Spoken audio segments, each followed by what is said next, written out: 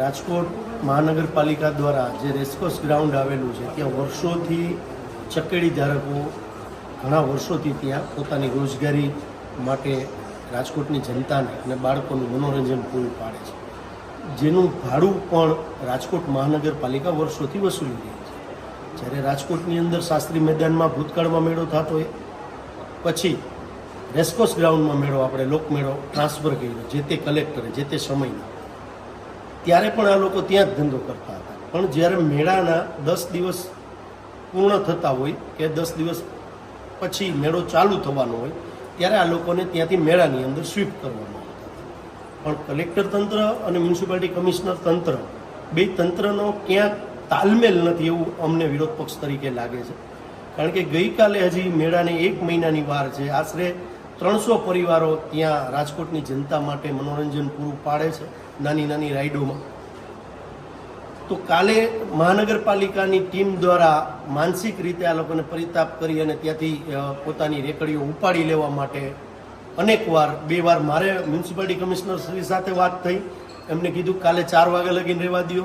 વળી વાત થયા પછી પાછા અમે કોંગ્રેસ કાર્યાલયે જઈ તો પાછી ત્યાંની વિજિલન્સની ટીમ સાથે ઉપાડવા માટે આવે, એટલે ક્યાંક સંકલનનો અભાવ હોય એવું લાગ્યું. એટલે આજે કલેક્ટરશ્રીને અમે આવેદનપત્ર આપવા માટે આવ્યા છીએ કે આ લોકો છે એ રાજકોટની જનતાનું મનોરંજન પૂરું પાડે છે અને પોતાનું જે રોજીરોટી છે આ બે વસ્તુની અંદર તફાવત ક્યાંય ન થાય, કોઈના ઘરના ચૂલા બંધ ન થાય અને રાજકોટની જનતાનું મનોરંજન બંધ ન થાય, એના માટે વૈકલ્પિક જગ્યા લોકોને પાછળ આપો.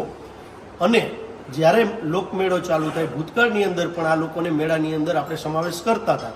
કોઈ એવી મોટી રાઈડ નથી કે જે કલેક્ટરશ્રીના જે નિયમો છે જે મોટી રાઈડની અંદર એ આ લોકોને ક્યાંય નિયમો લાગુ પડતા નથી, એટલા માટે કે બધી નાની નાની રાઈડો છે, ચકેડીઓ ને એવું બધું છે, એટલે એ લોકોની રોજીરોટી પણ સારી રીતે ચાલે અને રાજકોટની જનતાને જે મનોરંજન છે એ પૂરું મળે.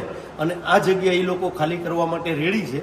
તો અન્યથા એમને જે 20 દિવસ વધે છે હજી લોકમેળાના, તો 20 દિવસ એમનો ધંધો ચાલુ રહે તો પાછળની જગ્યા જે રેસકોર્સ ગ્રાઉન્ડમાં ખાલી છે એ એમને મળે તો એમનો રોજગાર પણ ચાલુ રહે અને રાજકોટના બાળકો હસી ખુશીથી ત્યાં ગેમનો ઉપયોગ કરી શકે. બરોબર છે. પણ આપના માધ્યમથી હું કહેવા માગું છું મ્યુનિસિપાલિટી કમિશનરશ્રીને કે રાજકોટની અંદર જ્યાં ગેમ ઝોન ન બની શકે, કે કાલાવડ રોડ ઉપર ચોથી જાગીર મીડિયાએ પણ એ ચલાવ્યું હોય, વિરોધ પક્ષ તરીકે કોંગ્રેસે પણ એનો વિરોધ કર્યો હોય કે પુલની નીચે તમે ગેમ ઝોન બનાવો છો, 2 સાઈડ રોડ છે, દુકાનો છે, એક સાઈડ આત્મીય યુનિવર્સિટી છે, એકવાર સામેની સાઈડ પરિમલ સ્કૂલ છે, તો ત્યાં એક્સિડન્ટ થવાના ચાન્સ છે. તો ત્યારે સ્ટેન્ડિંગ કમિટીના ચેરમેન જયમીનભાઈ ઠાકર એમ કહે છે કે અહીંયા કોઈ પણ જાતનું એક્સિડન્ટ નહીં થાય.